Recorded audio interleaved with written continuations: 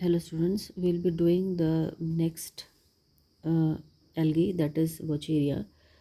Vaucheria belongs to division Xanthophyta, class Xanthophyceae, order Heterosiphonalis, and family Vaucheriaceae. Vaucheria was discovered by Vaucher in 1803, and earlier it was considered that uh, it belongs to family Chlorophyceae due to multinucleate and aseptate thallus and oogamous type of reproduction. But strain in 1948 found it to be more closer to the yellow-green algae on the basis of pigments. Later on, Smith in 1950 put this alga into the yellow-green algae that is called as the Xanthophyceae, and on the basis of certain characters. And what are these bases? Cell wall is made up of pectin, chlorophyll B is absent, and chlorophyll E is present. Xanthophylls pigments are in excess. Reserve food material इनका oil होता है, and the pyrenoids are absent. Pyrenoids are the proteinaceous reserve food material, and the motile cell are present, which possess two slightly unequal flagellas. Okay, so next, if we see the genus, there are total 40 species, among which 9 are found in India. 2 species are common, that is Vaucheria sessilis and Vaucheria geminata, and they are seen usually during the winter season. The algae can be aquatic, it can be terrestrial and seen near water like ditches, ponds or slow moving streams. Marine species भी present है दो. एक है वोचेरिया फाइलोबोलॉइडस which is seen in the sublittoral zone of the sea, and then the second one is Vaucheria thuriti, thureti, thuriti, and this species is seen in the muddy area near the seashores. So ये दोनों जो हैं ये marine species हैं. Now, if we talk about the vegetative structure of Vaucheria, it is a filamentous structure, coarse to touch, यानी कि rough होता है टच करने में. येलो ग्रीन इसका कलर रहता है, और ये टफ्ट में गुच्छे में प्रेजेंट होते हैं. लॉन्ग होते हैं, सिलेंड्रिकल होते हैं, साइफोनेशियस होते हैं. साइफोनेशियस मतलब कि जैसे कि सपोज ये फिलामेंट है तो अंदर से यहाँ से बीच में ये हॉलो रहता है, राइट, साइफन लाइक यानी ट्यूब लाइक. सो इसको हम बोलते हैं साइफोनेशियस. सो साइफोनेशियस टाइप होते हैं और प्रोफ्यूजली ब्रांच होते हैं, हाईली ब्रांच्ड होते हैं. जो इनकी ब्रांचिंग होती है वो मोनोपोडियल होती है और लेटरल होती है, यानी एक ही तरफ से निकलती है और लेटरल होती है. और ये लेकिन अपीयर कैसे करते हैं, ऐसे अपीयर करते हैं कि डायकोटोमस है. जैसे सपोज ये इसका फिलामेंट है तो यहाँ से इसकी ब्रांचिंग जो होगी एक ही तरफ को होगी, राइट, लेकिन ऐसा लगता है कि ये डाइकोटोमस है, ब्रांचिंग एक ही तरफ हो रही है. इसकी ब्रांचिंग यहाँ होगी, है ना, इसकी ब्रांचिंग यहाँ होगी. सो अपीयर लेकिन ये डाइकोटोमस करते हैं. इसकी जो ग्रोथ होती है फिलामेंट की वो एपिकल ग्रोथ होती है, यानी कि टिप ग्रो करता है और पॉजिटिवली फोटोट्रॉपिज्म शो करते हैं, यानी कि सन की तरफ जाते हैं. टेरेस्ट्रियल स्पीशीज़ जो होती है वो सबस्ट्रेटम से अटैच होती है with the help of small tuft of colorless branches. Okay, colorless lobed branches जिनको हम हेप्ट्रॉन का नाम देते हैं या उनको राइजोइड्स बोलते हैं. हेप्ट्रॉन, HAPTERON, हेप्ट्रॉन या ब्रांचेस. ठीक है. सेल वॉल जो होती है इसकी थिन होती है और 2 लेयर की बनी होती है. Thin made up of 2 layer. जो आउटर लेयर है वो पेक्टोज की बनी होती है और इनर लेयर जो होती है वो सेलुलोज की बनी होती है और पेक्टिन सब्सटेंस की बनी होती है.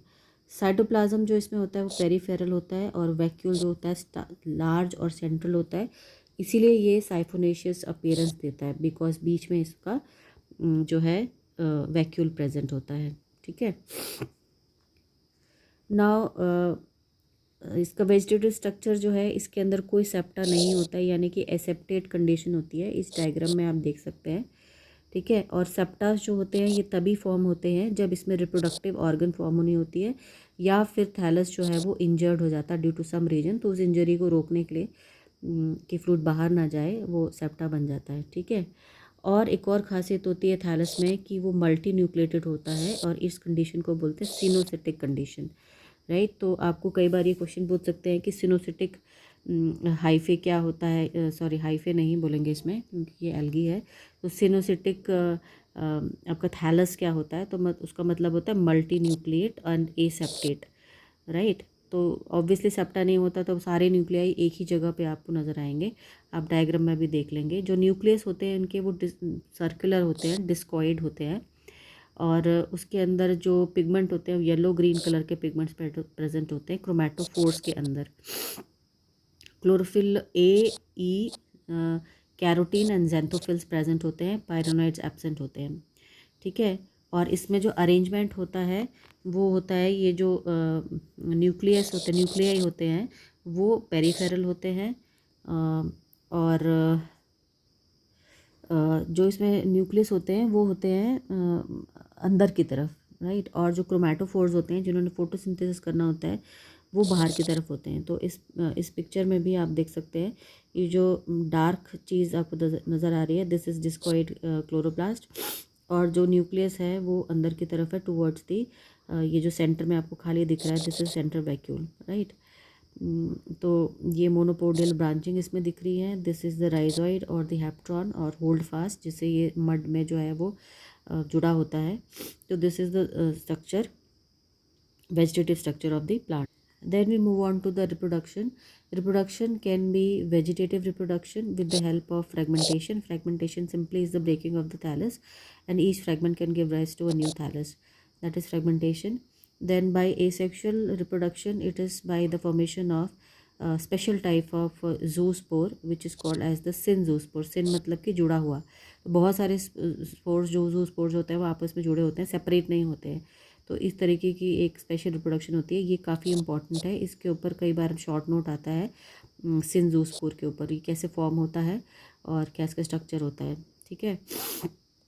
और ये जो सिन जूस्पोर होता है इट इज़ प्रोड्यूस्ड सिंगली, एक सिंगल जूस्पोर जो होता है एक क्लब शेप्स जूस्पोरेंजिया के अंदर बनता है। और ये जो होता है ये काफ़ी बड़ा होता है क्योंकि बहुत सारे फ्यूज़ होते हैं इसके अंदर, मल्टी फ्लैजिलेट होता है, ऑब्वियसली बहुत सारे जूस्पोर जुड़ते हैं तो सभी के फ्लैजिला दिखते हैं, और मल्टी न्यूक्लिएट होता है। ठीक है। तो ये इसकी डेवलपमेंट है यहाँ पे, जो उसका थैलस का जो एक पार्ट है वेजिटेटिव, तो एक साइड ब्रांच जो होती है थैलस की वो स्वेलिंग शो करने लगती है, और स्वेलिंग शो करने के बाद ये क्लब शेप की बन जाती है। ठीक है। स्वेलिंग हो करके ये क्लब शेप की बन जाती है, और इसका जो कलर है वो डार्क ग्रीन कलर का हो जाता है, और वो सेपरेटली अलग से जो है वो नज़र आने लगती है, और एक सेप्टा जो है यहाँ पे बन जाता है। ठीक है। मैंने पहले भी बताया था कि रिप्रोडक्टिव ऑर्गन जब भी बनती है चाहे सेक्शुअल हो चाहे सेक्शुअल, एक सेप्टा जो है उसको सेपरेट करता है मेन जो थैलस वेजिटेटिव थैलस है उससे। तो यहाँ पे ये क्लब शेप का आपको साइड ब्रांच नज़र आती है, लार्ज नंबर ऑफ़ न्यूक्लियस जो होते हैं इसमें गैदर रहते हैं, और इसमें बहुत सारे क्रोमैटोफोर्स भी जो है वो गैदर रहते हैं। और इसमें एक चीज़ है कि इसके अंदर आपको सेंट्रल जो वैक्यूल है वो आपको नज़र नहीं आ रहा है, तो सेंट्रल वैक्यूल जो होता है वो रिड्यूस हो जाता है। ठीक है। अब ये और थोड़ा सा स्वेलिंग होती है, और ये एक टर्मिनल स्पोरेंजिया के तौर पे जो है ये बन जाता है, और इसके अंदर क्रोमैटोफोर्स जो होते हैं, क्रोमैटोफोर अंदर की तरफ मूव कर जाते हैं, और न्यूक्लियाई जो होती है वो पेरीफेरी की तरफ मूव कर जाती हैं। अगर आपने वेजिटेटिव स्ट्रक्चर देखा होगा तो वेजिटेटिव स्ट्रक्चर में क्या होता है कि इसके अंदर जो है जो इसका जो न्यूक्लियस होता है वो अंदर की तरफ होता है, और जो क्रोमैटोफोर्स होते हैं वो बाहर की तरफ होते हैं। ठीक है। लेकिन अगर हम इसमें सिंजोस्पोर की फॉर्मेशन में देखें तो इसके अंदर जो है ये इसके अंदर उल्टा होता है। इसके अंदर क्रोमेटोफोर्स जो होते हैं ये अंदर की तरफ चले जाते हैं टुवर्ड्स द सेंटर, और जो न्यूक्लियस है वो पेरी की तरफ मूव कर जाते हैं, और जो प्रोटोप्लाज्म है वो कॉन्ट्रैक्ट हो जाता है, प्रोटोप्लाज्म गेट्स कॉन्ट्रैक्टेड, ठीक है।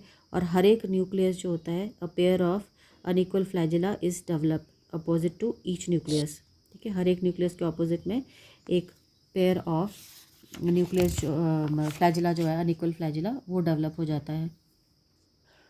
और उसके बाद क्या होता है कि पूरा का पूरा जो प्रोटोप्लाज्म है वो क्या होता है कि एक जूस्पोरेंजियम के अंदर एक सिंगल जूस्पोर के तौर पे कन्वर्ट हो जाता है, right.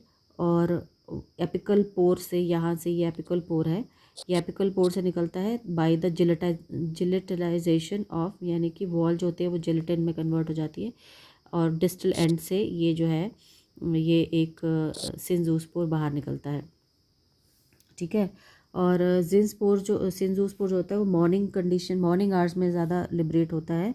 It is quite large, Oval and pyriform, yellow green in colour, and made up of multiple nucleases and multi flagellate, ठीक है।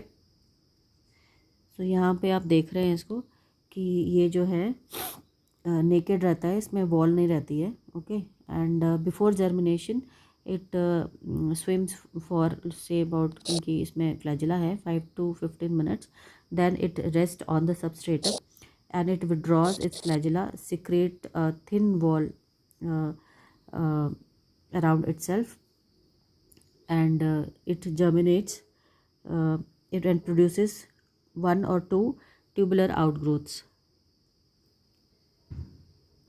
ओके। 1 or 2 ट्यूबुलर आउटग्रोथ ये प्रोड्यूस करता है, एंड एक जो होती है वो कन्वर्ट हो जाती है कलरलेस हेप्ट्रॉन में, और दूसरी जो होती है वेजिटेटिव फिलामेंट में जो कन्वर्ट होती है, हेप्ट्रॉन है ये वेजिटेटिव फिलामेंट में कन्वर्ट हो जाती है, ठीक है।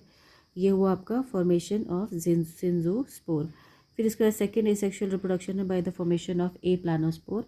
ए प्लानोस्पोर जो होते हैं वो आपके नॉन मोटाइल स्पोर्स होते हैं, जो कि टेरेस्ट्रियल स्पीशीज़ में बनते हैं और नॉन मोटाइल होते हैं, और ये जो है ये ड्राउट कंडीशन में यूजुअली प्रोड्यूस होते हैं, और सिंगली प्रोड्यूस होते हैं into sporangium which is known as the ए प्लानोस्पोरेंजियम।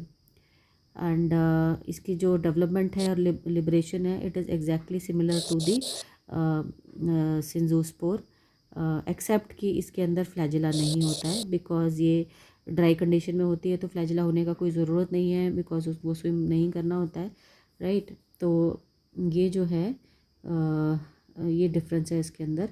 बाकी सारी चीज़ें जो हैं एक तरह से सेम है सिंजोस्पोर के, ठीक है। Next third type of asexual reproduction is the by the formation of akinetes. Akinetes जो होते हैं वो ज़्यादातर कई बार क्या होता है ये कुछ एक्वेटिक स्पीशी में या टेरेस्ट्रियल स्पीशी में बनते हैं, बट जो कंडीशन होती है वो होती है अनफेवरेबल कंडीशन। अनफेवरेबल कंडीशन होती है यानी कि पानी इतना ज़्यादा नहीं होता है, तब वो क्या करता है, it develops a row of short thick walled gelatinous segments, ठीक है, वो बनते हैं, और जिनको एकाइनेट या सिस्ट या हिप्नोस्पोर बोला जाता है। They are rich in oil, and example है इसके अंदर लाइक बोचेरिया जेमिनेटा या एमाटा जो है वो डाइकोटोमस ब्रांच में जो है इस तरह से एकाइनेट्स प्रोड्यूस करते हैं, and this stage is known as Gongrosira stage. Why? Because it resembles an algae called as the green algae called as the Gongrosira. तो ये डायरेक्टली जो है जर्मिनेट कर जाते हैं, when the favorable conditions are reached, directly germinate into the new plant, okay। तो इसका तो अगर मैं डायग्राम बोलूँ तो ये इस तरीके का बनता है, जैसे ये हाइफे है, सॉरी ब्रांच है, ठीक है। यहाँ डायग्राम नहीं बना हुआ है, that is why I am drawing this.